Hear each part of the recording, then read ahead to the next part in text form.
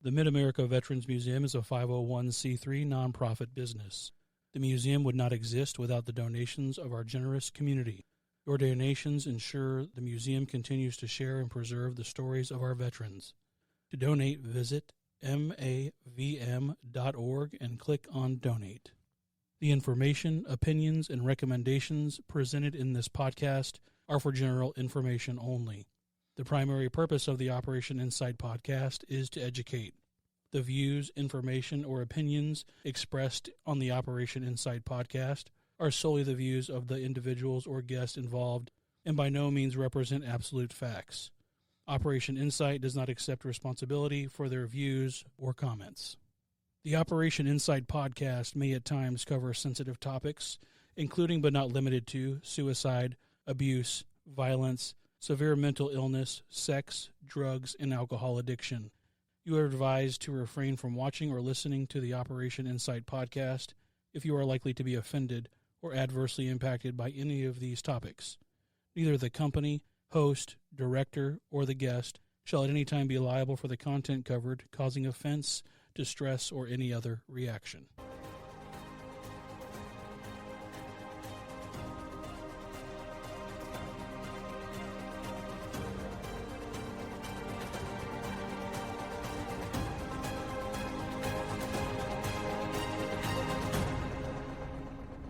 Welcome to the Operation Insight podcast from the Mid-America Veterans Museum with your host, Jason Galvin, and co-host, Sergeant Ethan Gross.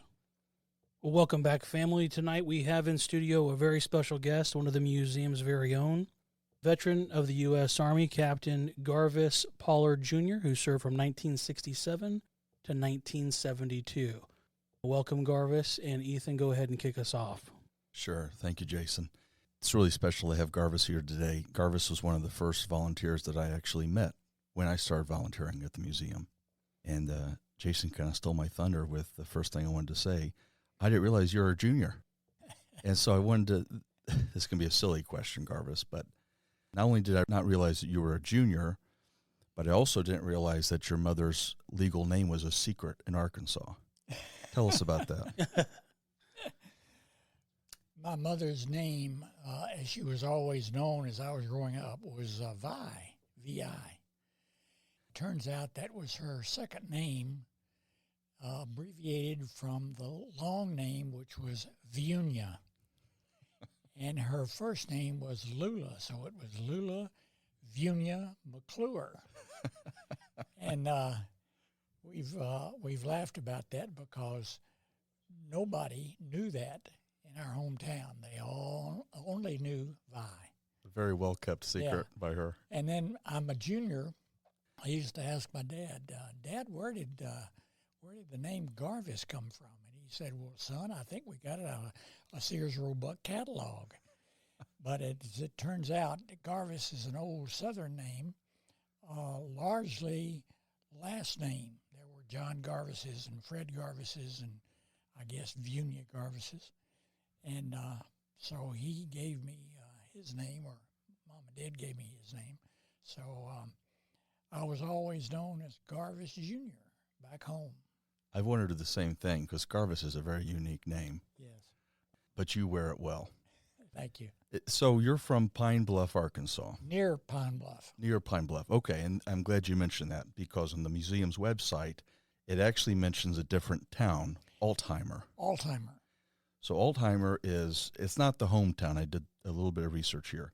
But James McDonald spent some time in his childhood in Altheimer, Arkansas. That's correct. In fact, he, until his death, still had a plot of ground out north of the town. And my dad and the general manager of that had worked together for a company out of St. Louis called the General American Insurance Company. And in the 20s and 30s, when crops were very bad and lots of, what is the word I'm looking for? I guess mortgages were not paid. Sure. General American took over many of those farms and named farm managers to oversee them. And Mr. Jimmy Hall was in charge of Mr. McDonald's land. He had something like 500 or 600 acres there and would make a couple, maybe 3 or 4 trips even down to see the farm occasionally. And even as CEO of McDonnell Douglas. of McDonnell Douglas, Wow. That's correct. It was still important to him, the land there. Oh, yes, it was. Very important. That area of Arkansas is, I have family from Jonesboro Yes. and the surrounding area. Paragould is another area my family's from on my mother's side. But when I was researching Pine Bluff and Altheimer and that surrounding area, I found a few interesting things that you may be aware of already. The Quapaw Treaty or Cession. Does this sound familiar to you? That was signed in St. Louis. Yes. It had to do with the territory in Arkansas of all places. That's correct. A funny St. Louis connection. And Camp Quapaw was the state Boy Scout camp. Oh, interesting. Oh, really? Very interesting. I was there one year. Really? And the other, I'm sorry, I'm kind of bombarding you with these historical facts here. The other thing that I found interesting that I'm hoping you can speak on, Garvis, is the Little Rock 9. Yes. Now, obviously, you weren't in Little Rock, and that was a bit north of you guys. But can you recall anything from that ordeal? Yes. A few facts remain hidden almost or are not talked about to this day. When that occurred, there was a general feeling throughout the entire state, which at that time had a lawful legal segregation policy. And I lived in segregation for my first 18 years there.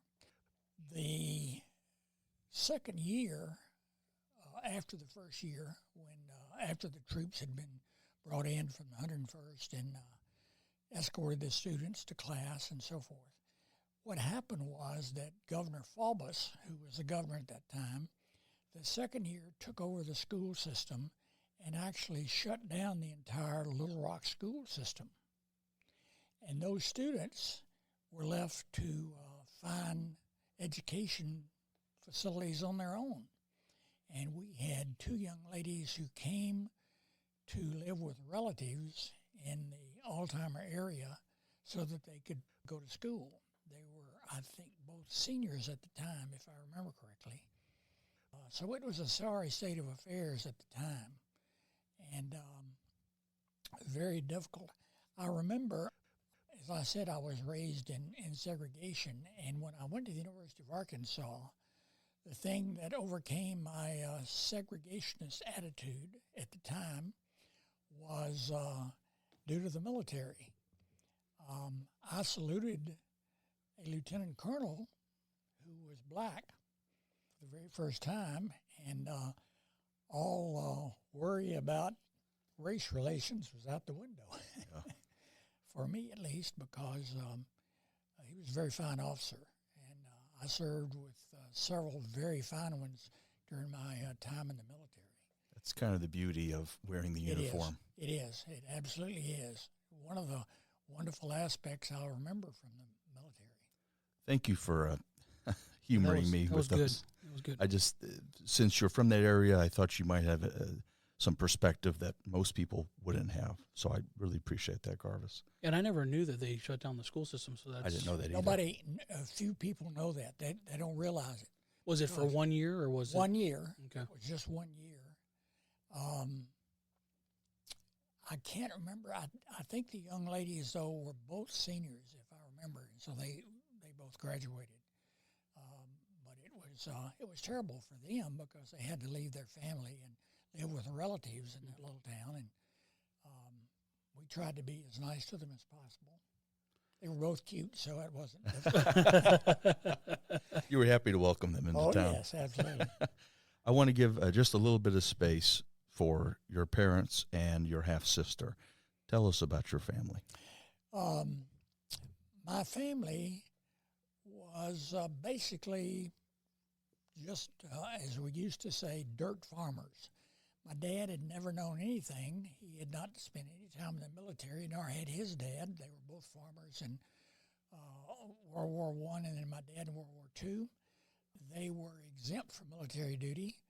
My dad oversaw German prisoners of war, and at the time was in an area between McGee and Lake Village, Arkansas. he came to a little town called Mariana, which is where he met my mom. And she had already been married. Her first husband had passed away when my half-sister was about a year old. And so she then later met my dad, and they got married in 1941. I came along in 1944 and lived on a farm. I think that was really good for me for a lot of reasons, but not so good for socializing. Social life was a little more difficult.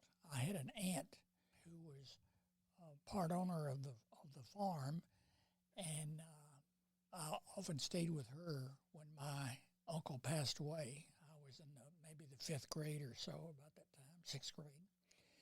And so I stayed with her and made some friends there, but it was difficult out on the farm because when you're there, you have a lot to do. Sure. I'm glad you mentioned that about your father overseeing prisoners of war. That's something that I don't think gets a lot of historical attention. Arkansas, Missouri, and I think a few other states, maybe Kansas, Oklahoma, they had quite a lot of POWs, and they would be put to work on the farms. And paid. Oh, paid. I never knew this. That's correct. Let's get into this a little bit. The POWs from Germany were happy to be out of the war for the most part. And they willingly went into the fields every day and I guess put in maybe a 10-hour work day, but they were paid. Were they experienced when they got here? Did they know how to farm? Probably not. Okay. But farming for them meant nothing more than chopping cotton, maybe pulling cotton off the bolls as they walked the rows of cotton. They might have taught one or two of them, if they had any mechanical training at all, on how to drive a tractor, because that was the very early days of tractor on a farm. So, but I'm not certain about all the details. But I know that they were here for at least a year. And they were repatriated after that? Yes, sent back. If they wanted to go back, they didn't have to. The other aspect of where my father was located was a little town north of McGee, Arkansas. And at that point, there was a place whose name escapes me now, in which there was a group of Japanese at an internment camp. You mostly think of maybe the middle of the country out to the west coast, but it was as far as Arkansas. And this cantonment area is still there, and I think now probably has signs identifying it, but for many years there was nothing to identify it except the concrete slabs that were still there. Everything else had been eradicated. And I remember seeing it as we drove past to visit some old friends down there, but Mother and Dad remember it very vividly. What was your awareness during that time frame? Were you aware or just in your own little world as a young person? Own little world. I was very unaware. Okay. I didn't realize I majored, secondary major in college was history and social studies. So I read a little bit about it there and grew more interested and asked more questions.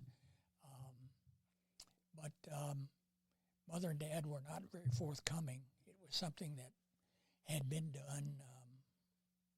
They were not necessarily in agreement or disagreement. It just occurred. And in those days, in that part of the country, you didn't question anything. You just went along with things as they were. I really appreciate you speaking on that, Garvis. I just find that period of time really interesting. It almost feels like simpler times. Yeah. Prisoners of war working on the farm next door. Yeah. You can't even really imagine that now. So interesting. It's extremely interesting your dad was part of that. You mentioned University of Arkansas, so that's a segue to you becoming a Razorback and your experience there. Entered the University of Arkansas after graduating from Altimer High School. Attended there 12 years. went to the University of Arkansas, and because I had been active in a number of groups in high school, when I first arrived at the university, it was this huge, huge campus of some 5,500 to 6,000 students. I couldn't get over that. That was huge. My little school, we had 30 in a graduating class. Actually, we only had 29. One of the young ladies got pregnant, and in those days, you couldn't graduate if you were pregnant. So anyway, we had 29 graduate. When I got to the university, it was like old home week. I ran into all kinds of students there who I had known through other organizations in high school. And so I really enjoyed my freshman year. I did well in grades for most semesters. I had one semester that was not so good because I had developed the worst case of chicken pox you could ever imagine. I was in the hospital for 9 days and nights in isolation.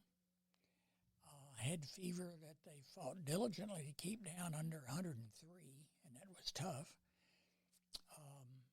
Had the chicken pox pustules over my entire body. I can't imagine it anymore now. And I had acquired it from my little nephew, who my, at the time, half-sister's son. He had a few little marks on him over the Christmas holidays. And I went back to the university and broke out in a full-fledged attack. And it happens fast, doesn't it? It happens so fast. And the older you are when you get The it, worse the worse it is, yeah. Oh, yes. Well, this was the day when semester finals was. They were after the Christmas holidays. And we had so-called dead week, in which there were no classes for about 4 days or so, and we could study and cram for finals. I didn't have access to that. I got back the day before finals and went to the dean, the assistant dean at the time, and said, boy, could I withdraw for this whole semester? He said, of course not. One of the meanest people I'd ever met. But anyway.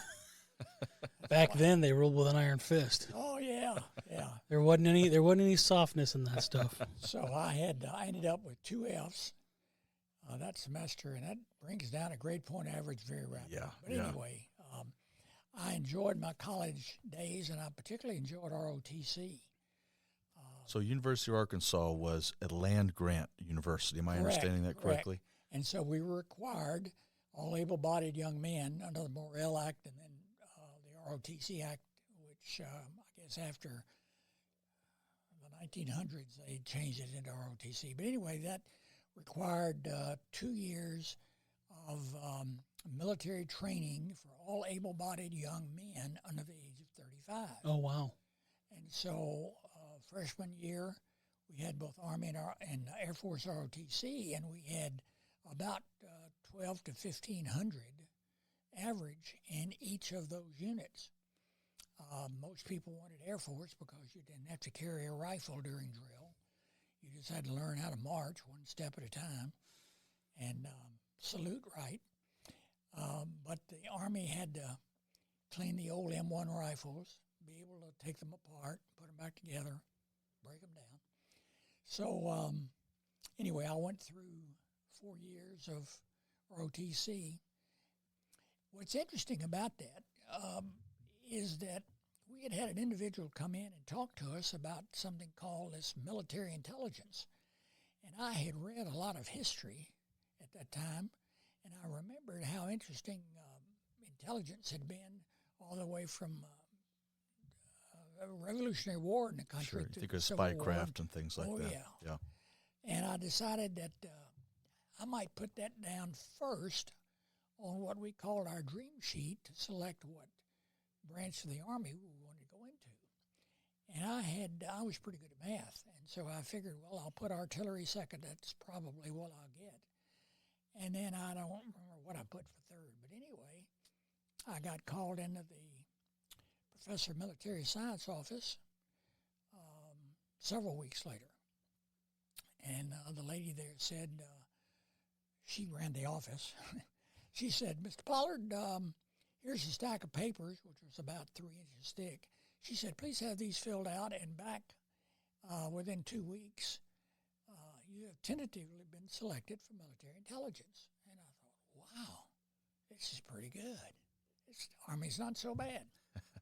So I filled it all out, and a few months after that, my mother walked into the grocery store at our little town, one of the grocery stores where we did business, and Ms. Davis at the back of the store said, Vi, come here, I want to talk with you. So my mother went back there. She said, there was an FBI agent in here asking questions about Garvis Jr.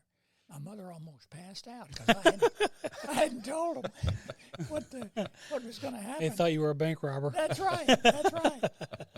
And interesting thing is, they always say, put 3 people down that you can use as references, which I did.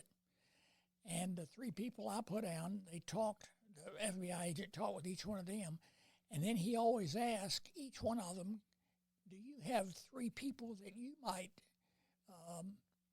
know that Garvis would know they would know anything about Garvis? And so he had a number of people to talk to.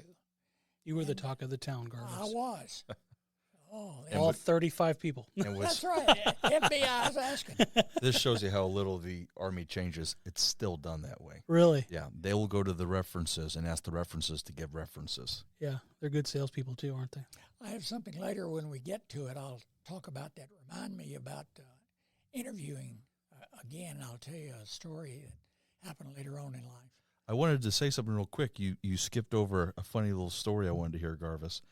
You were supposed to be in the Air Force ROTC, if I understand correctly. That's correct. Tell us that little tidbit. Well, as the Army always said, today we're going to orientate you. So the ROTC people came in to speak to all freshmen and sophomores on this particular day. I apologize. I guess it was all freshmen. Sophomores didn't need to go. So all the freshmen were in there, and many of them had requested Air Force ROTC because they didn't have to carry a weapon and so forth. It was easier. So on the way out after that briefing, there was somebody at the exits handing out pieces of paper.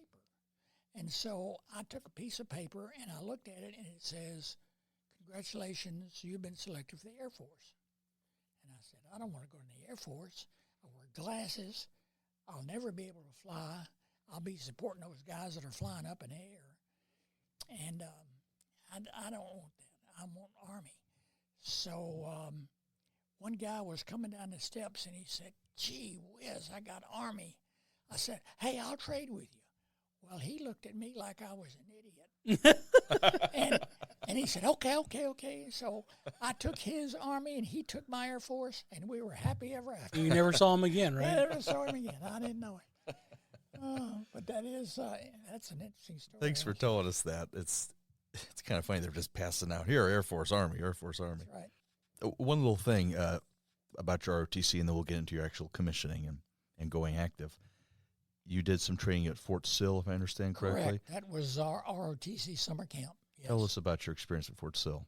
That's not a well-liked place in the Army. Fort Sill probably has the finest desert this side of Arizona. Yeah. And Fort Sill is right in the middle of it. Fort Sill, though, is not difficult. I never had any training that was that difficult. I will say that Fort Sill was more like basic training than anything else I'd ever had. We lived in tents erected specifically for ROTC, and there probably was, I guess, a brigade-sized unit. There must have been 1,500 of us there at the time, maybe more. I was teamed up with an individual who was a Texas Aggie from Texas A&M, and a great kid. He was from, I think, Alice, Texas, if I remember. And we had 1 week in which we spent out at something called Camp Eagle, and we had shelter halves, which we would put together, and then we had a pup tent. And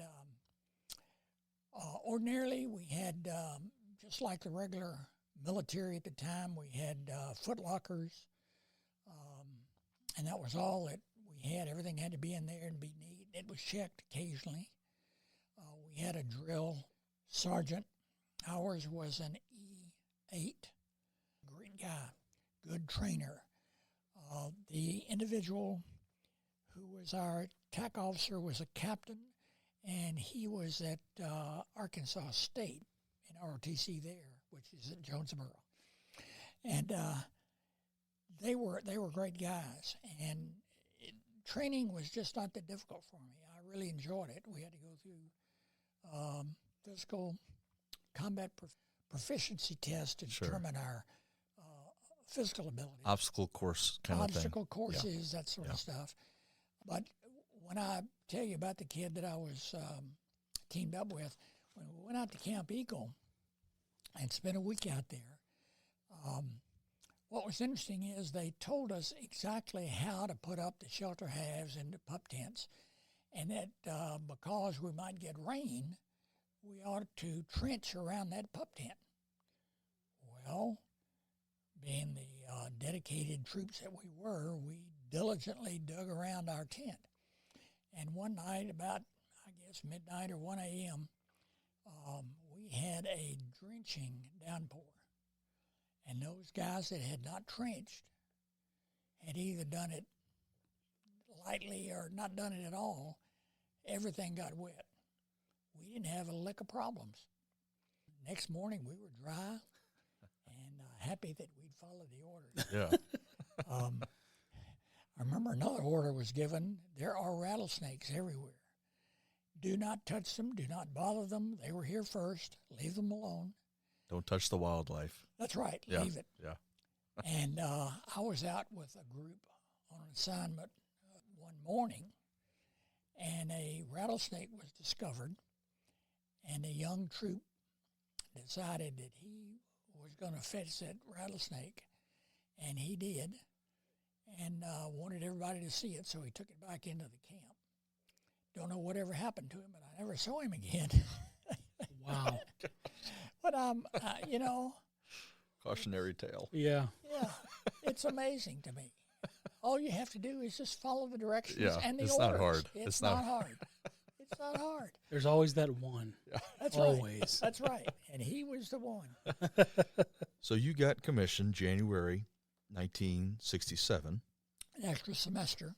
And entered officially March of that same year into active duty Correct. service. And I'm guessing graduated shortly after that? Had graduated before that, actually. Okay. Graduated 31st of January. Okay. Got my orders on the 1st of March.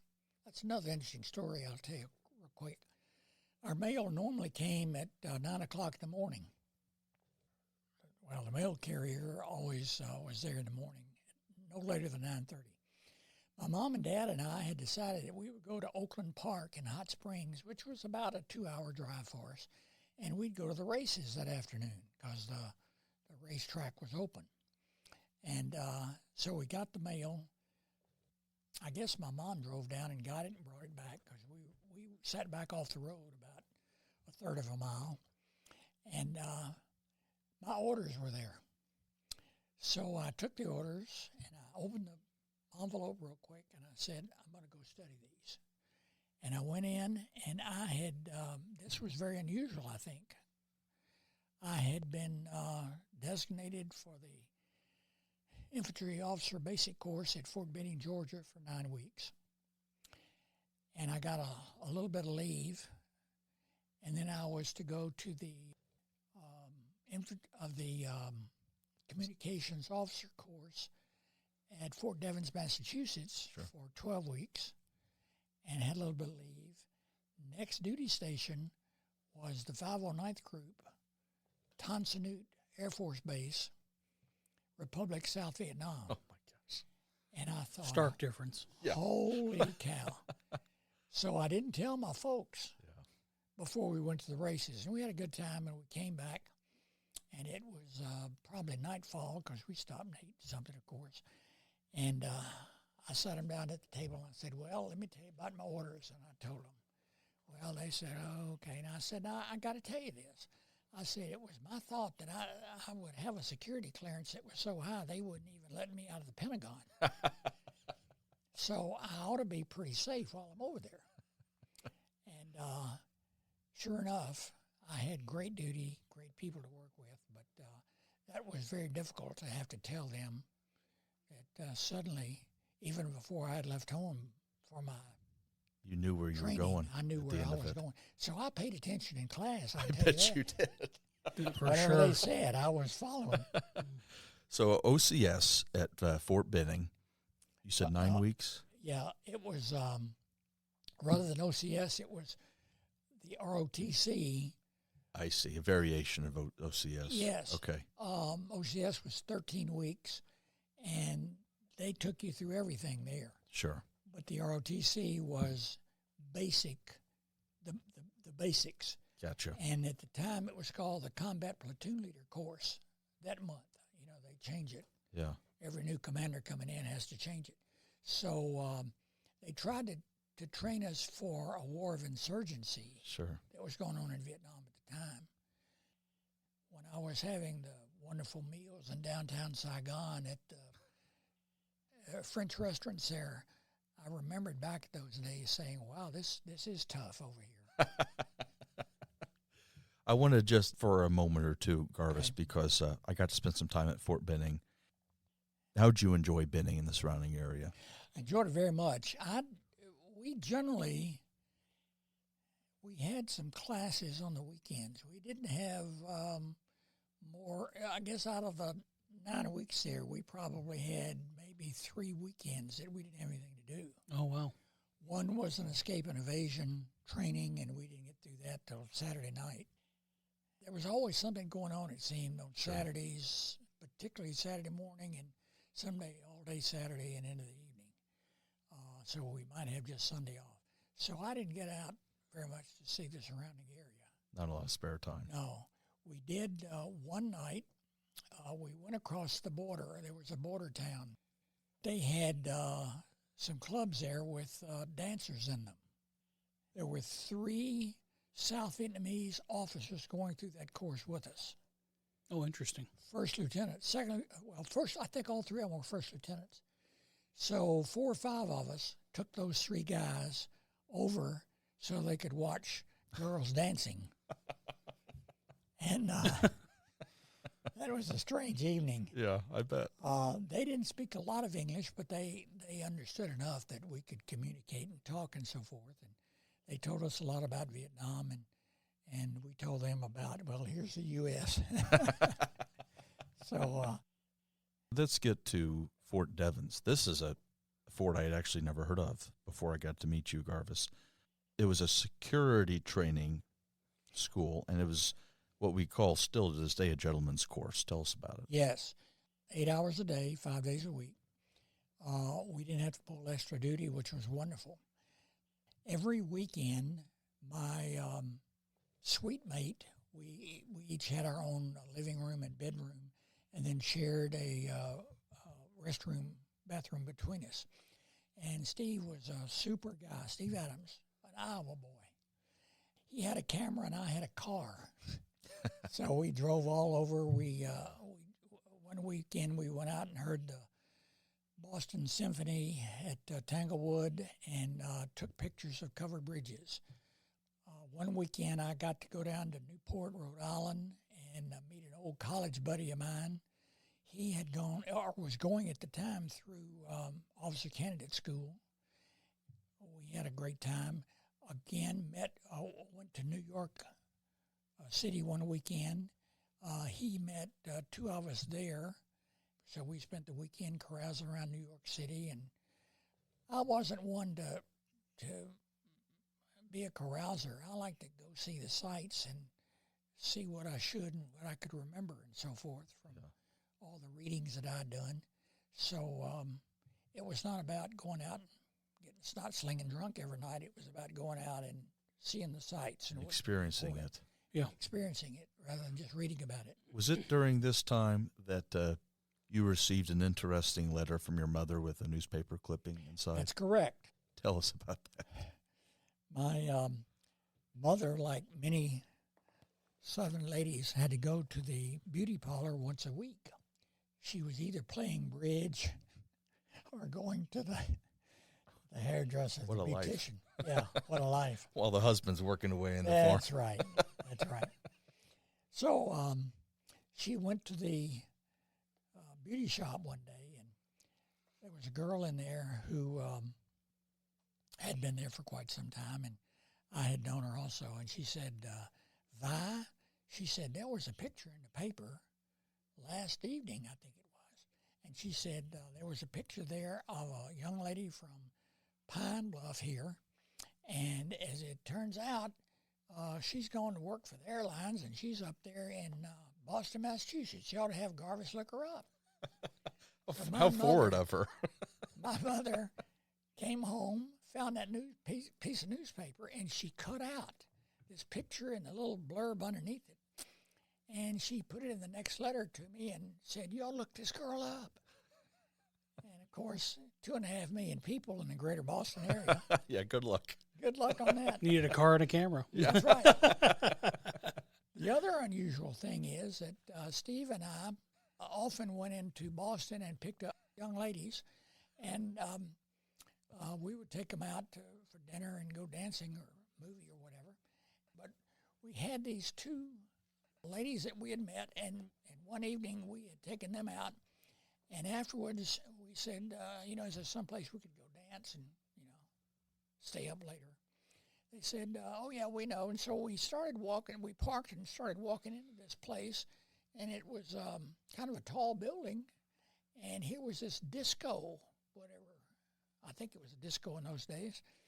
And there were these two young ladies walking in ahead of us, and one of them kept turning around looking. And I thought she was looking at me. And so we went on in there, and on the way out, we were there for an hour and a half, 2 hours, and we were about to close up the place. And on the way out, I heard somebody holler, Garvis Pollard, behind me. And I turned around, because who knows me in Boston? And this young lady ran up to me, and she says, hi, remember me, Brenda, from the University of Arkansas? And I wanted to say no. But it turns out she had dated a friend of mine there. And as it turns out, I said, well, what are you doing? She says, well, I'm a stewardess, and the two of us just got in from a trip, and we didn't want to go right to the apartment. She says, actually, we live right upstairs here. I said, really? She said, yeah, why don't y'all come on up? Now it's, 1:15, 1:30 in the morning. And I said, sure, we'll do that. Well, Steve and I were all for that. But our two dates were not excited about it. But anyway, we went up there, and it was on the 6th floor. I remember that, which was pretty much the top floor, I think. So we sat and visited just for a few minutes, no more than 15 minutes. And then I said, well, we need to get our dates home, and thank you, and so forth. And I didn't think to get her number at the time. But anyway, so we left. We took our dates home. As I said, we're not too excited with us. So we got back in the car, and I said, Steve, we were going to crash there at one of the local hotels. And I said, why don't we see if Brenda and her friend want to go down to the Cape with us tomorrow, because that's where we're going. We had not been to Cape Cod yet. He said, well, okay, yeah, let's do that. So we went back, and we pull up in front. Now, it's 2 o'clock in the morning, and there's this huge glass front. And so we went in through the door and over to the elevator bank. Unbeknownst to us, you had to buzz in. Now, they're on the 6th floor, and there are 6 apartments on that floor, and I don't remember, and Steve didn't remember what their number was. So we couldn't just punch all the buttons. And I said, Dad, Bobby, we got to find a way. And I looked over, and there was this trellis leading up to a mezzanine. So I said, I'll tell you what I'll do. I'll bet there's no buzzer on the mezzanine, so I'm going to go up this trellis. After all, I just graduated from the infantry officer basic course in Fort Benning, Georgia. Army intelligence as well. Yeah. So I slid up that trellis. Sure enough, I could come down. I picked him up. We went up to 6th floor. Went and knocked on the door because we knew where it was. Brenda came to the door, and I said, hey, y'all want to go down to the Cape with us? She said, well, yeah, I'd like to. Her friend didn't want to go, so we said, all right, we'll come back and pick you up. We won't do too early because it's late now. So we did that. Picked her up and went down to the Cape. I had, I guess, one more date. I wasn't very interested in her. She was not my type. But anyway, in the meantime, I'd gotten that letter from my mom. And I still carry that around my billfold, by the way. So we went out. We went to a movie or something one night and had dinner and just relived old times at the university. And I'd gotten that letter from my mom, so I said, by the way, do you know this young lady? She said, well, yeah. She was my little sister, as they were called, at stewardess school in Fort Worth. And I said, well, if you can't go with me to this ball we're having out at the post, which I found out that she couldn't go, I said, you think you could maybe get me a date with her? She said, well, I'll try. I can't give you her number just off, the top of my head. She said, but I'll find out if she would like to go and if she's interested. I said, well, would you do that? So I called her back in a few days, and she said, yeah, it's all okay. So I called her up. She said, oh, sure. So now the other aspect of this is, I don't mean to belabor this, but it's kind of interesting. I said, I'm going to go to the post, and I'm going to get you all signed up and everything, so there won't be any problem. And I said, I'll come by and I'll pick you up at whatever time we agreed on. And what I will then do is take you there and then, bring you back. And she said, oh, that'll be just fine. So I tried to find out where she lived, and I couldn't find it. I had a map, and I'm a map reader, infantry officer, basic course. Yep. I'm good. Land nav. I can do that. Well, I couldn't find the street on the map because she told me about where it was. And then I said, I know who will know. The fire station. I passed the fire station. I said, fire station people will know that. So He's resourceful. Yeah. I'll give him that. Yeah, absolutely. I pulled into the fire station. I said, you know where this is? No, we don't know where that is. I said, I've been stood up. So anyway, I had her number again. So I called, and she says, I am so sorry. I gave you the wrong location. She says, you got to go another, 2.5 miles on the same road. And we're off on the left-hand side, and I'll tell you more about how to get here, and she did. And so sure enough, I got there.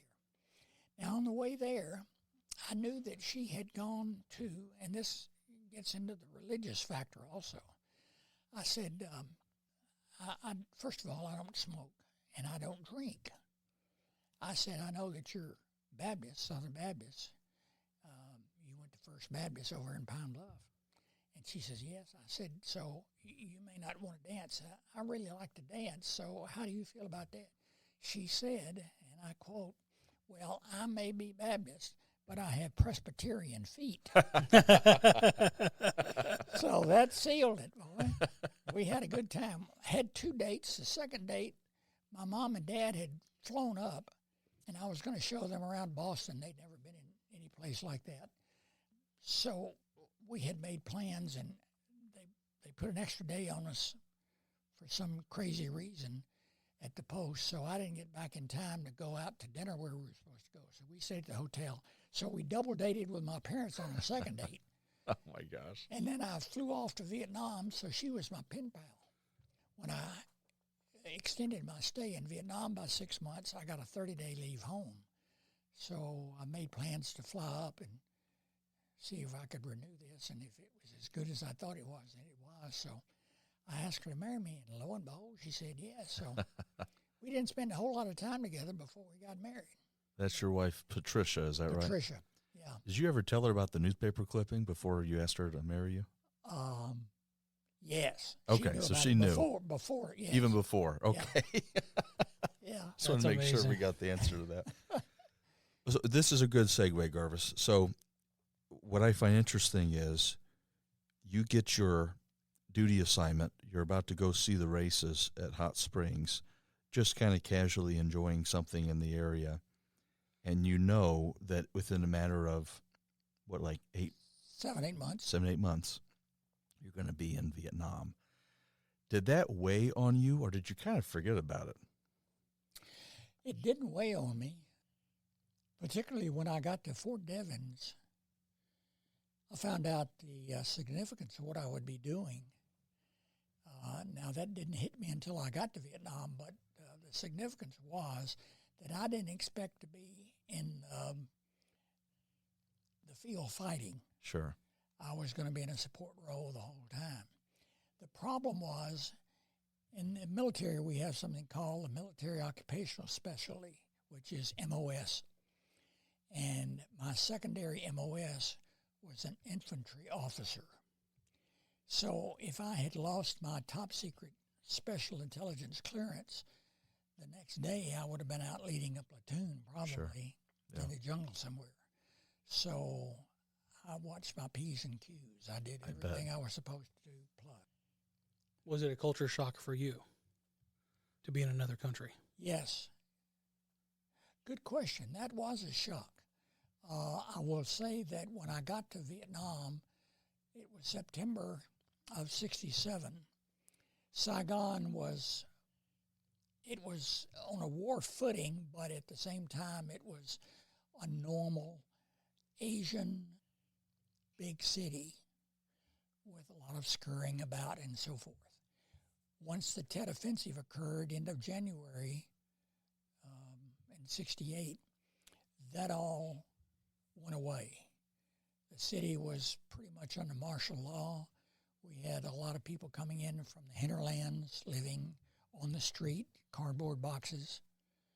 It was a pitiful sight, and one that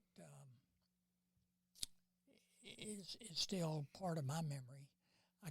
I remember there was a smell, really a stench, that occurred over the city at that time that I couldn't get out of my nostrils for maybe a year or two afterwards.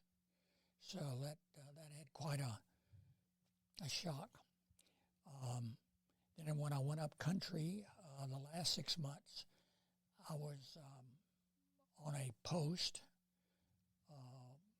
one of the first established in Vietnam at An Khê up in the Central Highlands. And consequently, I felt very safe there until the very end of my tour. But Saigon was difficult after Tet. Not a good place. You had multiple assignments while you were deployed. Yes. Tell us about some of those. You were commandant at some point? Oh, even I spent 18 months in Vietnam. I had five different company commanders. Wow. The first one I had was one of the finest people I've ever worked for or with. Major Fred Musgrove was a former Navy individual, enlisted for 4 years. He got out of the Navy, went to the University of Houston to their ROTC program, Army ROTC, got out with a commission. So he already had 4 years credited. And he was about to leave Vietnam, go to Hawaii, and was going to retire there. But anyway, I had him for a little over 6 months, and he was just wonderful. Great teacher. Never raised his voice to me. Never had to. I mean, he told me to do something, I did it. But he was always telling me, Pollard, don't bring me your problems, bring me your solutions. So I had to think through some of the things that I'd come across, particularly dealing with the Red Cross and getting people back to the States in case of a death or something like that. So he expected when you came to his office, you're coming to him with how you're going to solve something, Exactly. not asking, how do I solve it? Exactly. And he might say, Pollard, that's all right, but let me suggest something that might be a little more of interest at this time in this particular case. He might modify your plan. He might modify it. The other individual there was the first sergeant. And first sergeants, as the major would say to me, Pollard, I'm in charge of this company, But the first sergeant is running it. And Sergeant Heiser, Gary Heiser, was fantastic. I got in country, and I had been reared in the rice and duck capital area down in southeast Arkansas, near Stuttgart, Arkansas, the rice and duck capital of the world. And if I could have lived in the duck woods during that season, those 60 days would have been spent in a tent, duck hunting all the time. So I had grown up with shotguns and rifles. What I had to do, the second day I was there, was issued a .45 caliber pistol, the old 1911 .45. And I had to go to him and say, "Top," which is what we called our first sergeant. I said, "Top," and I told him about my background. I said, "But I've never fired a pistol." He said, "No problem, Lieutenant." He said, "We got a shooting range here. I'll take you out there." And he said, "There are some things I want to fire also, so I'll take an AK-47. I said, "I've never fired an M16. We only had the M14, fired blanks." And he said, "We got those too." So anyway, we robbed the armory one day and took a whole handful of weapons out there. But anyway, he and I, so when I was there, I was the executive officer. And then I got, they put me out, in addition to that, they put me out as the assistant headquarters commandant at our group headquarters, which was well separated from our cantonment area. And it was on the grounds of the South Vietnamese headquarters, like our Pentagon. Anyway, so I was responsible for the upkeep, making certain all the toilets flushed, the grass got mowed, the big important duties. So I had that job. And then on top of that, they put me down in an old place they started leasing called the St. George Hotel.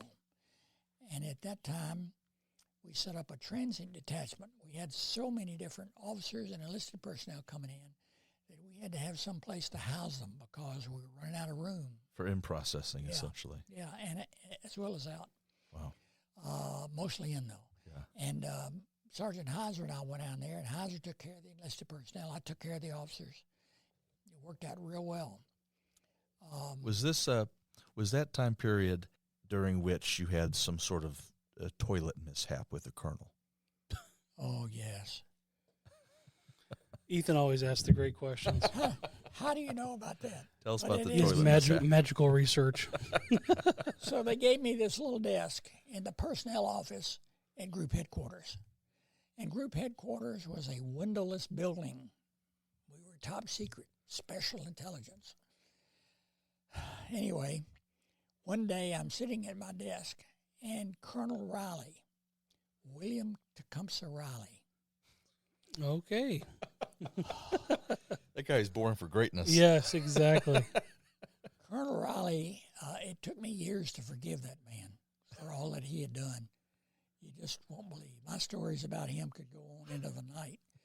Anyway, this particular time, he never called anybody by their name. He wouldn't say, "Hey, Pollard, hey, headquarters commandant, follow me." He was into titles. Yeah. Operations officer, come on this way. So anyway, this particular day, he came in, he said, "Headquarters commandant, follow me." Well, we had one latrine. That latrine consisted of 3 toilets in little cubicles, that you can imagine. We had, I think, 4 urinals, and we had 4 lavatories. This looked stateside.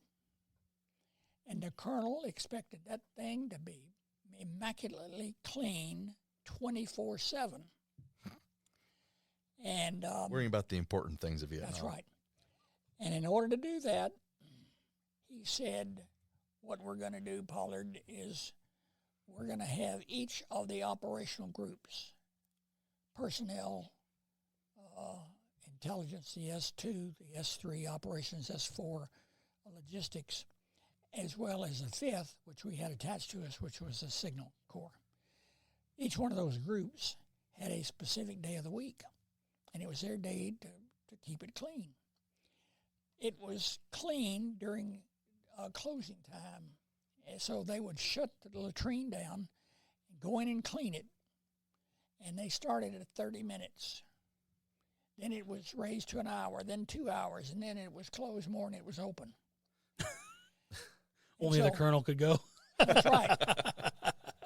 That's how he measured it. So this particular day, I followed him into the latrine. We went into the middle toilet. He said, "What?" And I remember the quotes. He said, "What is the meaning of this?"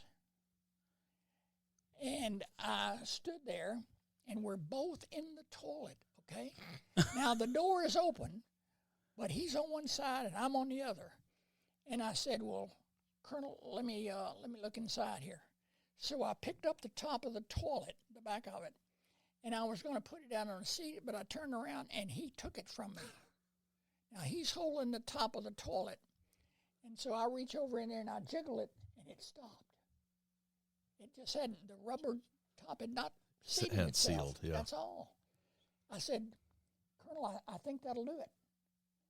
And I reached over and I took the top from him. He didn't say another word to me. He just turned and whipped out of that place. Put back on. I thought, holy crap. He brought you all the way over there to check on that Exactly. running toilet. Exactly. And that's how he ran everything, micromanaged the world. I have one other story about him that indicates it. The Signal Corps, Lieutenant Colonel, been in many years in the Signal Corps. We were not Signal Corps, but we wore the insignia because we were undercover. So we had a Signal Corps Lieutenant Colonel. I can't remember his name anymore. But anyway, so I always sat in on the meetings, the morning meetings, and hear all these, one major and the rest lieutenant colonels and Colonel Riley, and the deputy who was also a full colonel. And I'm sitting over in the corner just, taking notes. Colonel Spiro, he said, "Now, Colonel Spiro, this is important. I want you to get on this as soon as you can." And he said that about 3 times in the meeting. We got up, and before Colonel Spiro could walk out of the room, he said, "Colonel Spiro," he said, "now, again, 4 times, I want you to get on this just as rapidly as possible because this is so important." Colonel Spiro said, "Colonel, I'm going down to the office right now." So we walked in. Now, I walked right behind Colonel Spiro because I had to talk with somebody in the signal office also. The desks are just like this. And there must have been 8 people in there at desks just jammed up. Colonel Spiro sat over in the corner so he could see everybody. Colonel Riley, when he got there, realized that in order to keep everybody under his thumb and in control, he needed to be able to talk with people on the spot. And he had an intercom put in. So he could talk with anybody anytime he wanted to. So Colonel Spiro was there at his desk, and he was about to pick up the phone, I think to make his phone call, but anyway. I was over here talking to this officer, and a PA system buzzed. And Colonel Spiro said, "Yes, Colonel." Colonel Riley, 5th time, said, "Colonel Spiro, I want you to get on this."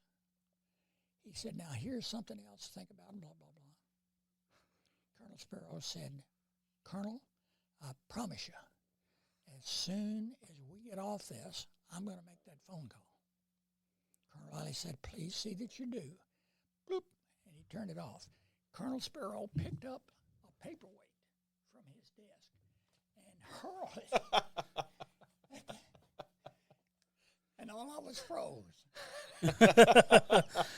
Yeah, he had to keep his composure while he was talking to the colonel, but after that, he let it go. Colonel Spiro went on a trip later when I was up at Ankei in my little detachment there. And he was out visiting all the detachments and companies and so forth all over the country because we were spread out everywhere in support of our units. And Colonel Spiro came to see us and to see me. And I was co-located with an aviation flying group. And he said, "Pollard," he said, "it's good to see you." And we sat down and chatted. And I said, sir, we've been expecting you. You can come down and inspect if you want to. He said, I didn't come here to inspect a damn thing. He said, I came here to visit. He said, where's the booze? Oh, my goodness. It's a really funny story, Garvis. I'm glad you told us. Yeah, thanks for sharing that. The question I have, now that you've told us that story and about this colonel who was so preoccupied with micromanaging, I know this is a big question, and if you don't want to answer, if you don't really know how to answer, it's okay. Do you get the sense that Vietnam became the way it became, and in some circles people call it a failure, some people call it the first war America ever lost? Do you get the sense that top brass truly did not know what was going on up country, and that's why it's seen as a failure militarily? I think that's probably mostly true. A little known fact. You and I should talk more about this sometime, Ethan, but the commander of U.S. forces, Westmoreland? Yeah. General Westmoreland. General Westmoreland was an old World War II commander. The interesting thing about General Westmoreland is that the military had established what we call staff and command positions. Generally, you worked in a staff position, as I did as an example, as an executive officer. That's a staff position. And then I went up and took so-called command of a detachment.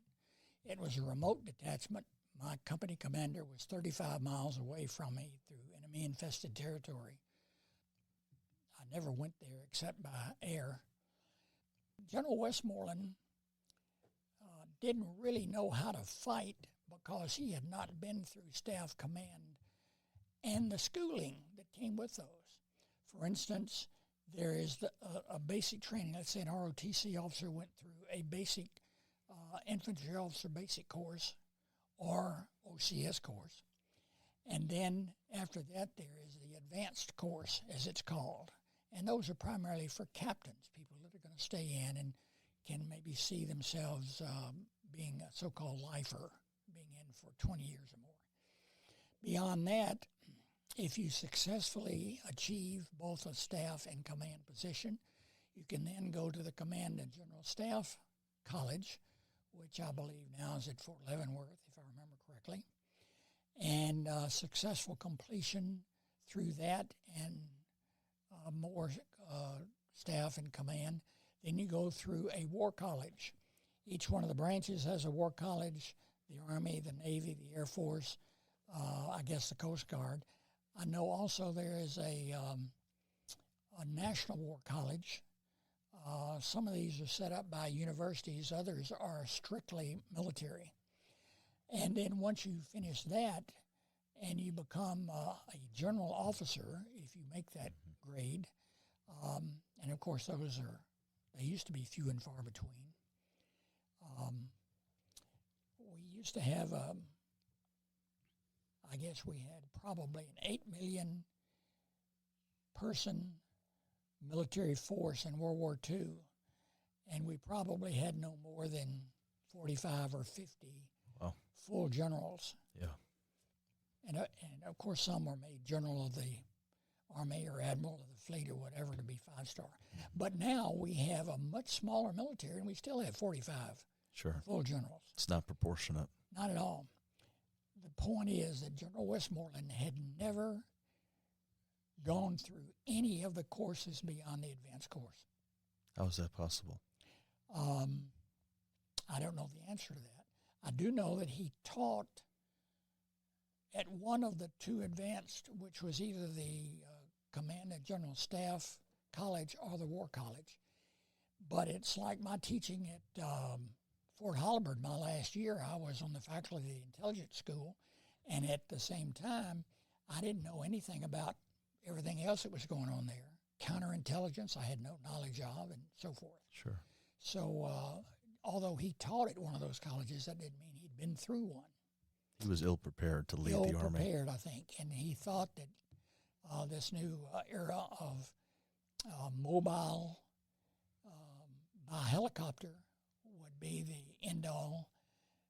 You cannot go in and fight a force and withdraw. You just can't do it. You've got to stay there and secure the area. Yeah, occupy it. Make certain that you're an occupier who's a friendly occupier and can keep those people on your side. Otherwise, we simply went in, we searched, we destroyed, and we moved out. That's no way to fight a war, and that's what we did.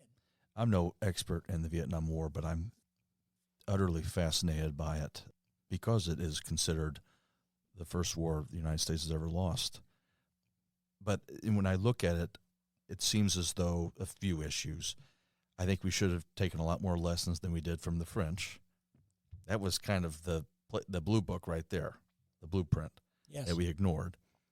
And then also you have the fact that Johnson had his own strategy, and then Nixon had his own, and they did not coalesce, really. That's correct. Johnson was concerned because anytime, I'll have to tell you this, everything that we did was code-worded.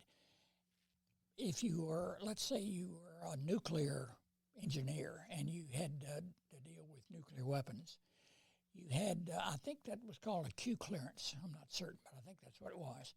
And everything that you dealt with was within that arena. All transmissions and everything were kept there. Our business was the same. So we had confidential, but then we also had something that was no foreign, so no foreign elements could ever see it. But then we had secret, and we had a code word. And that code word meant that that stayed within our realm of communication, so it didn't get outside. We had some top secret at headquarters, but mostly top secret was relegated to the forces that were outside the country, such as Cambodia, Laos, and North Vietnam. And because we had entered into an agreement many years before, I guess it was right after the Paris Peace Agreement, which said that the 17th parallel would be the division between North and South Vietnam. Sure. Beyond that, we were not to infringe on the boundaries of Cambodia or Laos. President Johnson in particular knew about that and said that if we dared go in there, then it was a liability because the Soviets would come full bore and the Chinese would come full bore. Sure. And give all kinds of assistance. Yeah. So therefore, anything that we had that was top secret on maps had to do with the location of those long-range reconnaissance patrols, which we call LRP teams, that were across the boundary in other countries. And Johnson adhered to that rigidly. What people don't normally know is that the Chinese had roughly 250,000 of their volunteers in North Vietnam reconstructing all the damage that we were doing. Wow. So that all the North Vietnamese young men could be fighting. Focus on fighting. That's right. Yeah. Wow. So we'd destroy a bridge, and that bridge could be rebuilt and traffic flowing over it in 24 to 36 hours. We'd go bomb it again, same thing. That happened all throughout the North. I really appreciate you discussing this with us, Garvis. It's just one of those wars that obviously has left an indelible mark on a lot of veterans. Just recently, the Wall That Heals was over at Jefferson Barracks, a mock-up of the original Vietnam Wall, right. Memorial Wall. I got to volunteer, I think on Saturday morning or something, and it's incredible how impactful that memorial is, even just a mock-up of it. There were people out there teary-eyed. It's just one of those wars that brings a lot of emotions out in people. Yes. The last thing I want to ask about Vietnam, and then we'll move on to the closing of your career. You and I have talked about this before. I hope I remember this correctly. You had a little bit of regret when you finally left Vietnam. Tell us about that. I'm going to frame this nicely, if I can. what the Army Security Agency was doing in Vietnam was communications and signals intelligence, both on a tactical and sometimes strategic level. And on a tactical level, we knew that any time in communications that our location was referred to as, I think it was Unlock, if I remember, A-N-L-O-C. Unlock was the village. And about a week before I left, we happened to read a message that said something about on K. And immediately that told me they're talking about the post. That went on for a day or two. I passed that up the chain of command because at that time, the previous colonel that had been there, Colonel Stedman, an old Texas A&M graduate, wonderful guy, who I woke up many nights with intelligence I had to pass on to him. And so I'd call him and say, Colonel, I have something for you. He'd say, come on up, the coffee will be ready. So I would give him information. He was replaced, because he went into a staff position, he was replaced by a colonel, full-bird colonel, West Point graduate. That colonel had, I think in the latter stages of his life, married a Taiwanese lady. And because he had married a so-called foreign national from another country, he lost his top secret special intelligence clearance down to secret. So he was just like any other captain or major out in the field. All officers typically had a secret clearance. So if I informed him, I couldn't have him come to my location. I had to go to his, and I'd say, sir, we have some indications that within the next week to 10 days, there might be an attack close by. It could even be on this post. We knew that there was about a 90% chance it was going to be on a particular day or night, but because we didn't know if the attack would come before midnight or after midnight, we didn't know, and they'd already screwed up Tet. That's another funny story. So anyway, I said, if it doesn't happen, I told my personnel and operations, I said, look, if it doesn't come this night, it's going to be this next night. So this was all passed up. And unfortunately, I had gotten a message from battalion that said, Pollard, you got to leave country immediately. We have to give you 30 days leave. You have a not later than reporting date. Early April, we got to get you out of here. I said, wait a minute. I said, have you talked with my commanding officer about this? No. I said, all right, let me talk with him. I'll get back to you. So I called up the new CO at the company, and I said, look, here's the problem. I have a not later than reporting date, but if you'll send somebody over, I will stay another 4 or 5 days or whatever it takes, and then start processing out, because that was about a 3 or 4 day ordeal. So he said, okay, that sounds good. So he sent a guy over, and we overlaid a day or two. But when I left, I processed out at the company, and then I had to go to battalion, which was in Nha Trang, and that night was when they hit. They got all the way into the helicopter pad and destroyed a bunch of helicopters. Don't know how they did it, don't know anything about it, but the helicopter pad we could see up above us on a little plateau about probably 400 yards from our location.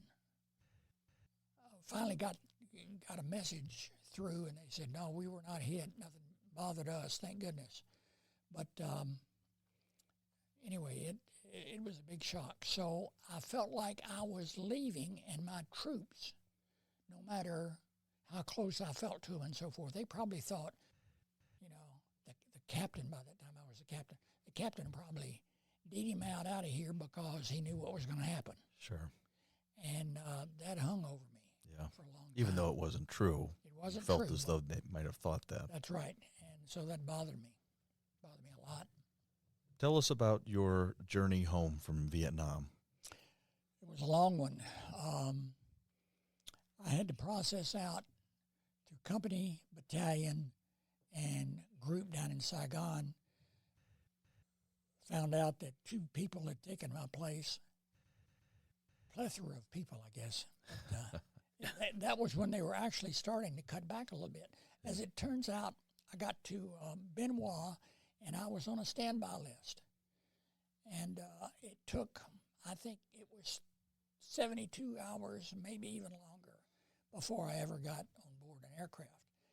They first listed me going into McGuire in New Jersey because my next duty station was Fort Holabird, which was in Baltimore.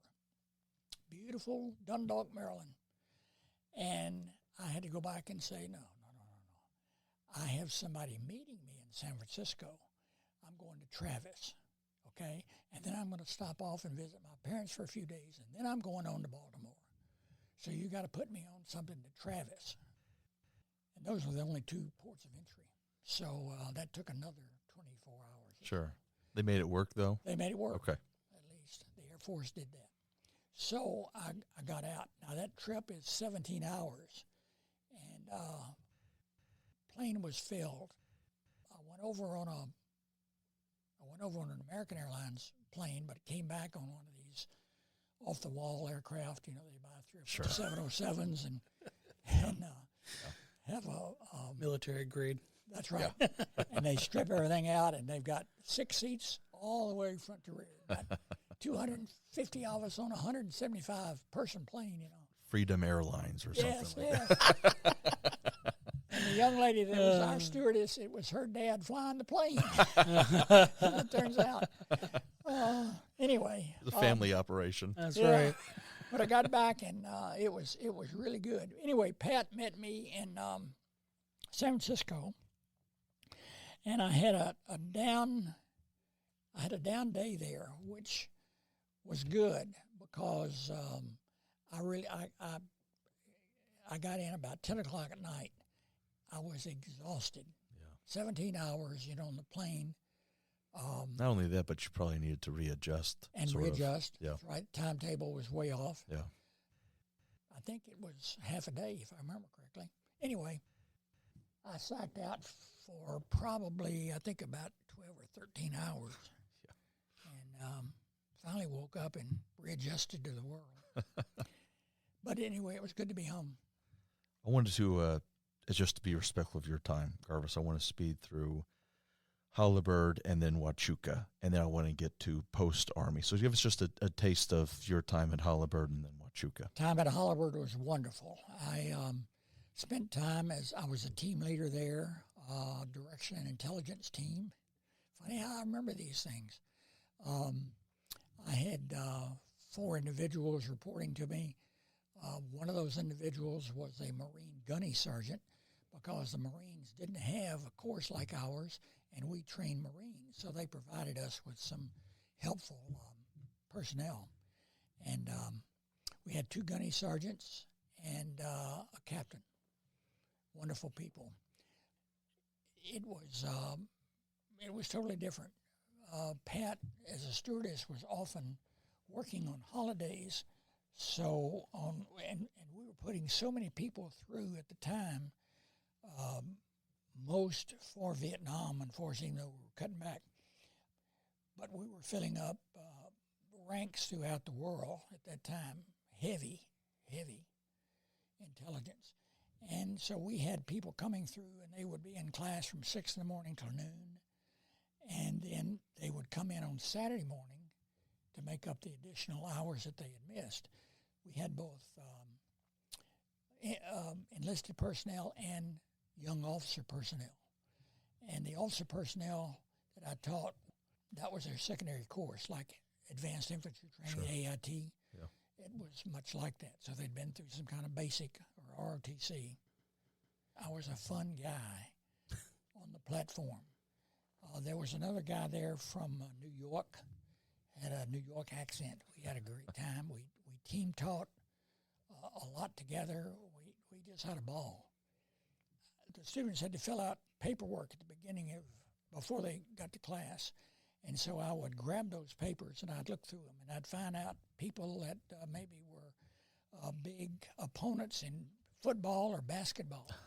I'd have Ohio State and Michigan, Sure. Michigan State. Yeah. And so I would walk the aisle, you know, they all sat at tables, and I would walk the aisle, and so I'd start back up the aisle toward the podium. I'd say, Lieutenant Stanwyck, would you please stand? And I didn't know where he was at the time, but I knew there was Stanwyck in there. And so he would stand up, and I'd say, now, Lieutenant Stanwyck. I said, Ohio State, right? Yes, sir. I said, now, and whoever the Ohio State coach was, when he's going to play Michigan, by the way, where is Lieutenant Connor? Connor, okay, Michigan, right? All right, so when Bo Schembechler, or whatever his name is, I said, when you're going to play each other, what are you going to do beforehand?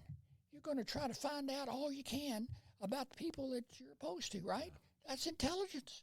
It's the same way, except yours is a whole lot different. People's lives depend on it. Yeah. And so then we'd start, and then I'd get somebody from Texas and Texas A&M. And Sure, so it's forth. a fun analogy to make. It was It fun. makes sense, too. And then I would almost invariably have somebody speak up. Captain Pollard, how do you know who we are? And I'd look at them hard, and I'd kind of lean forward, and I'd say, you're in military intelligence school. I know everything. That's right. We did all kinds of things. We had fishing expeditions. We had crab. We had two lieutenants who were down on the Severn River, and we'd have crab Boils or something? out down there. And I got to water ski on the Severn River up above Annapolis. And I mean, That's cool. We just had so much fun. Went to an Army-Navy game. I had a friend that was in Annapolis at the time, went out to visit him, got to eat lunch in my uniform with 4,000 screaming midshipmen. Anyway, had a wonderful time at Holabird. That was great. It's really funny, that description you just gave for Holabird and that part of Maryland, because, as you know, and we've talked about, the military intelligence school then moved to Fort Huachuca, Arizona, outside of Sierra Vista. Yes. Which is worth nothing there. Not an ocean in sight. Barely anything other than sand. Yeah. I can't recall, Garvis, were you part of that transition? Sort of. And here's how it went out. I was due to be dismissed from the service, or from active duty, actually, I should say, in March. And in January, I and a major were selected to go to an intelligence school for an entire week at Fort Huachuca. It was one of those things where during the wintertime, you know, you send some of your designated people. We had CIA and DIA and military and all these specialists, and they were enjoying the warm weather. What happened was that the major I went down with turned out to be the lead transfer individual who was in charge of moving everything, so to speak, from Fort Holabird down to Huachuca. Sure. And I had a traveling science program 3 years later, and I stopped at Fort Huachuca, went to the intelligence school, and by golly, there he was. We visited for quite a while. What was the reason why they moved it there? Do you know? Fort Holabird could not expand. It was an old post. Gotcha. Probably because the officers' club was the pits. And they couldn't expand at all, and it was surrounded by industrial firms. We smelled soap. We smelled industrial pollutants. There was an assembly plant nearby. There was as I say, a soap-making plant.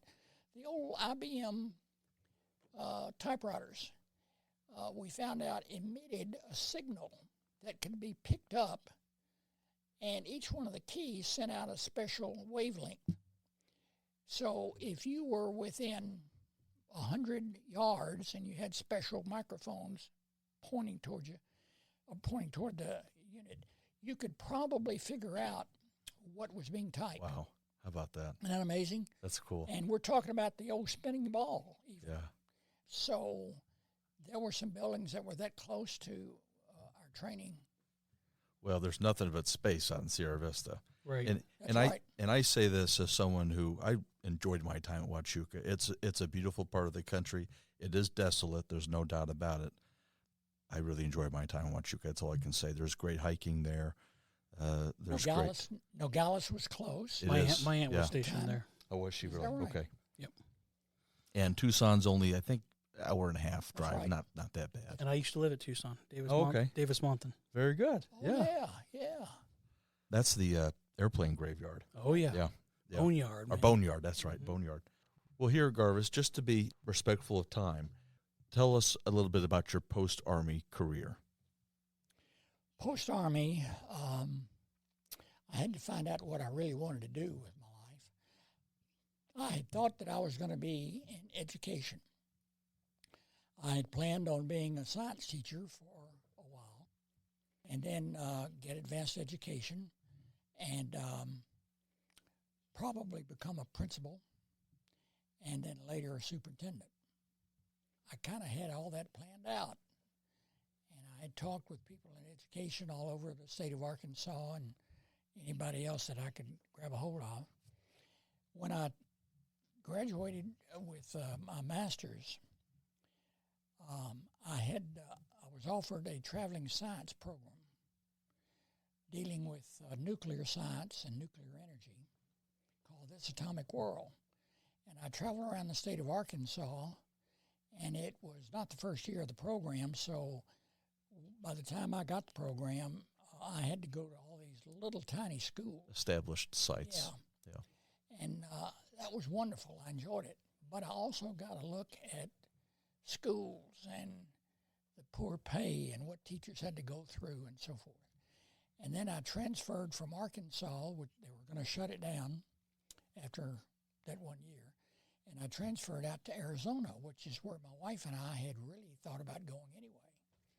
So I traveled the state for a year and a half, actually 2 years, but the last semester I was speaking mainly to professional organizations and so forth because they were trying to build a nuclear power plant, which is now, it's been in operation for many years, called the Palo Verde Nuclear Power Plant, one of the largest in the country. So I think I probably gave that program to 70 professional and civic clubs. But I decided I didn't want to do that, and I didn't really want to stay in the government service for various reasons. I went through another probably equivalent of a master's degree in health physics at Oak Ridge, Tennessee. It was a 10-week course, like some of the ones that you've taken. Mm-hmm. It's like drinking from a fire hose. It was unbelievable. Anyway, I decided, man, this is not for me. But I promised the director of the agency, I said, I'll stay with you for a year, and then I'm going to look elsewhere. And I had a friend who had joined IBM after his military service because he was at Fort Bliss at El Paso. And I said, I'm really not interested. He said, boy, we're hiring right now. You ought to come down and interview. So I did. And for various reasons, not the least of which I knew somebody within, I got offered a job with IBM. So I took that. So for the next number of years, I worked in the computer industry. IBM, then I went with a startup company, which he had also done, and some other people with IBM had gotten in, and was with them for 5 years. And then went to work with my brother-in-law, who was an architect, and I helped him set up a separate company in Shreveport, Louisiana. And about 6 months later, this was back in the 80s,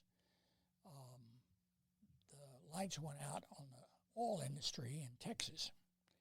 And Shreveport is part of that East Texas, Western Louisiana oil business. And Shreveport just fell apart. Savings and loans went out of business. Banks sold out and so forth. So at that time, I ran into an old college friend who was up here, And he said, I'm looking for somebody. And I said, I might be that somebody.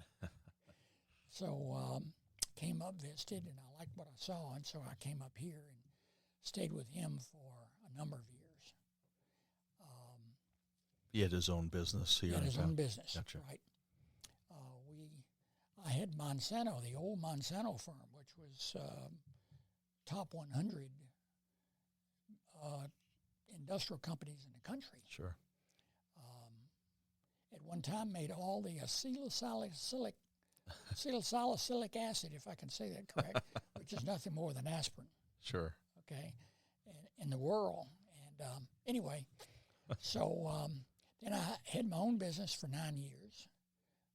Was in sales training, sales management training. That got to be laborious the last year or so because everything was going to be done now by email. Yeah. It was no more person-to-person, Sure. which I liked. So I was going to retire at 62. My wife said, you know, they probably need somebody with your background in the school system. Why don't you look into that? So I did, and I worked over here a few blocks at Hope High School in the local Fort Zumwalt School District. Which is one of the alternative schools in the district, Right. if I understand correctly. Hope High was the alternative school, had anywhere from 100 to 120 students, and was only going to stay less than 5 years because I didn't want to lose all my Social Security. And when I looked into it, I found out I was not going to really lose that much because I'd already had over 20 years. There's some fine print in that whole business. Sure. But since I had over 20 years in the private sector, I would get most of my Social Security. Even if you went past that 5-year Yes. limit. So I stayed for 7 years. And my principal was going to retire. I said, I'm not going to train a new principal. So I left. So I was 67 when I left. I've decided that probably because of my gastrointestinal problems that Sure. I'm having, I'm probably not going to be able to substitute an entire day, so I don't think I'm going to sub anymore. And I hate that because I really miss it. That's something you've done for a long time, Yes. subbing in the area. Yes, I've done that for 11 years, I guess. I'm going to combine my last two questions into one, Okay. just so I'm not sucking up all the oxygen here. Tell us about your involvement at the museum. Specifically, tell us about what went into you and Jim starting the VHP here at the museum. Jim Higgins was the instigator. He found out about the Veterans History Project, was looking for somebody to help him, and I spoke up. I said, I know some teachers. I could probably get us into some of the schools. He said, good.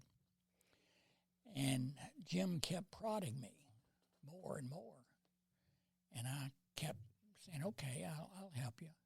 Well, what he was looking for was somebody to take it over. And I didn't feel totally qualified, but I said I'll go ahead and do what I could. Luckily, Jackie came along and helped out tremendously. Ethan has helped us. It's been a wonderful thing so far. One of the great things is that we select students from various schools. We're looking at all districts, but so far we've only had 2 schools. Actually, I guess 3 now. 3 schools that have said yes, and the kids have shown up and been wonderful to do the interviews. We put these kids through a little training, talk to them about how to ask questions. So they interview the veterans. We're just there to observe, help them, take notes, keep a timeline, and so forth. They are wonderful.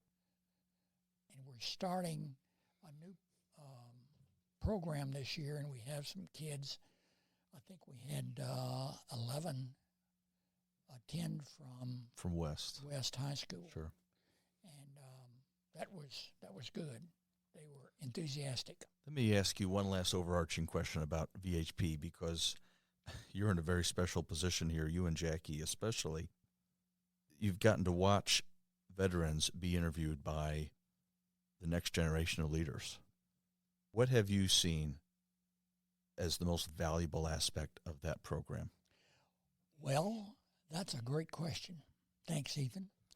One of the most valuable aspects is that we have kids who have to go through 2 years of U.S. history. And U.S. history came in a textbook when I was in school. It was about half an inch thick. Nowadays, there are 2 different textbooks. There's so much to learn. People don't quite understand this, but there's so much information that they don't get the kind of information they get as they do here interviewing the veterans.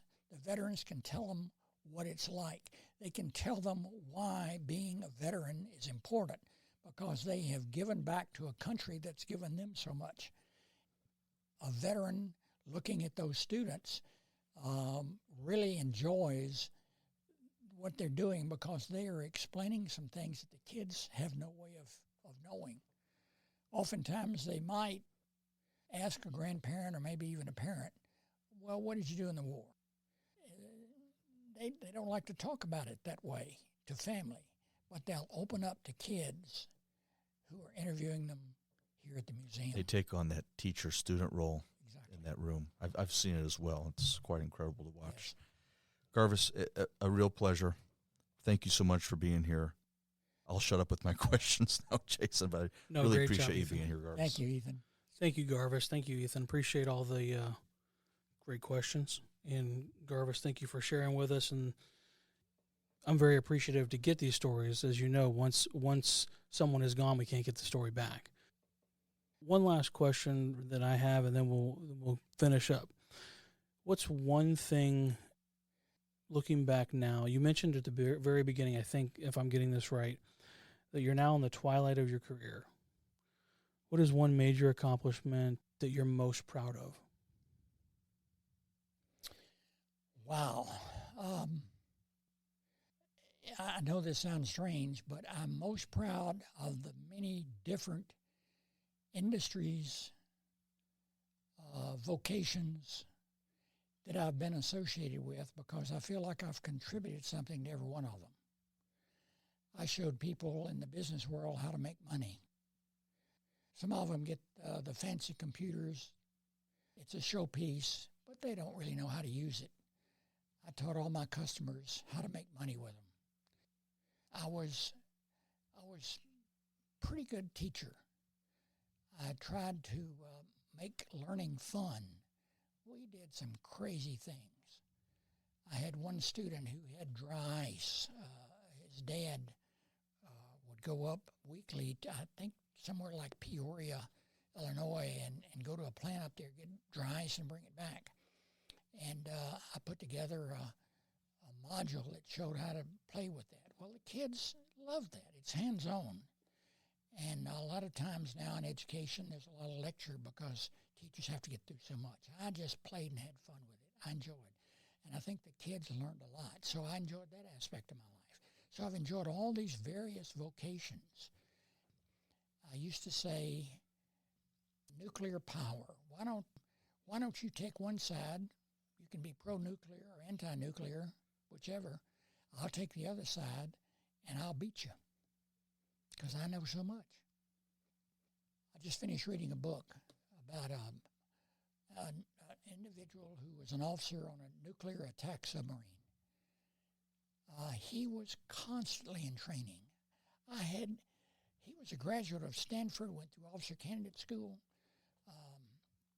but he indicated all the training he had to go through.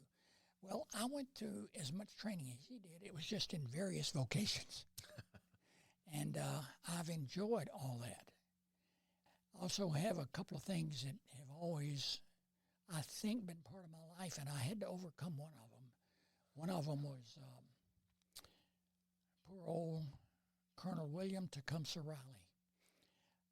It took me years to fully forgive that man. So consequently, I had to learn to forgive. To err is human, to forgive is divine, and I had to learn to live that.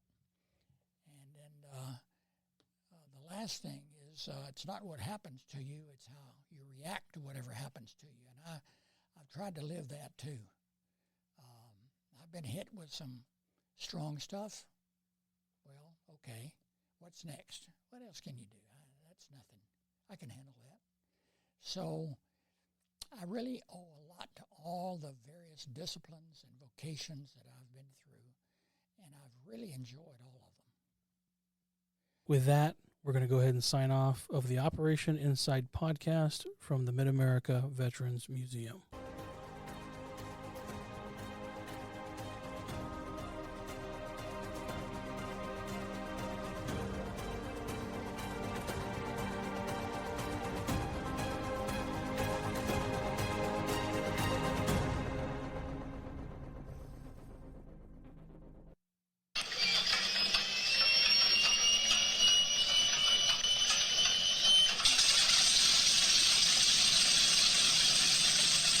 The sound you just heard was of a B-25 Mitchell bomber. And guess what? You have the opportunity to ride in one. Join us for the 3rd annual Remembrance Gala, a powerful evening dedicated to honoring and remembering the brave men and women who have served our nation. Enjoy a delicious dinner, live entertainment, and an exclusive auction featuring that B-25 Mitchell bomber. Tickets are now on sale through the Mid-America Veterans Museum website. Don't wait.